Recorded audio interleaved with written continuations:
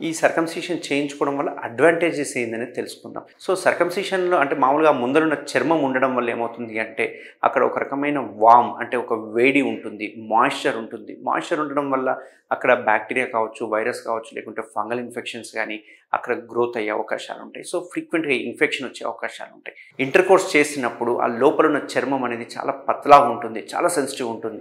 ఒక్కొక్కసారి చిన్న cracks form అయ్యే అవకాశాలుంటాయి. ఆ క్రాక్స్ నుంచి సెకండరీ ఇన్ఫెక్షన్స్ వెళ్ళిపోవడము అండ్ కొన్ని రకాల సిఫిలిస్ కావచ్చు, లేకుంటే హెర్పిస్ సింప్లెక్స్ కావచ్చు, లేకపోతే షాంక్రైడ్ కావచ్చు, లేకపోతే హ్యూమన్ పాపిల్లోమా వైరస్ కావచ్చు, ఇట్లాంటి ఇన్ఫెక్షన్స్ అంటే వీటన్నిటిని సెక్షువల్లీ ట్రాన్స్మిటెడ్ డిజీజ్ అంటాం. అంటే కలయిక ఇంటర్కోర్స్ చేసేటప్పుడు అవతల పార్ట్నర్కి కనుక ఉంటే అక్కడి నుంచి అబ్బాయిల్లో ఉంటే అమ్మాయిలకు ఎక్కే అవకాశాలు ఉంటాయి. అంటే ఇవి సెక్షువల్లీ ట్రాన్స్మిటెడ్ అవుతూ ఉంటుంది. సో అదే ఒకవేళ సర్కంసిషన్ చేయించుకుంటే కనుక అక్కడ తేమ ఉండదు, అక్కడ కట్ అయ్యే అవకాశాలు ఉండదు. అదే సర్కంసిషన్ చేయించుకుంటే కనుక ఈ సెక్షువల్ ట్రాన్స్మిటెడ్ డిజీజ్ వచ్చే అవకాశాలు 60 to 70% తక్కువ ఉంటుంది.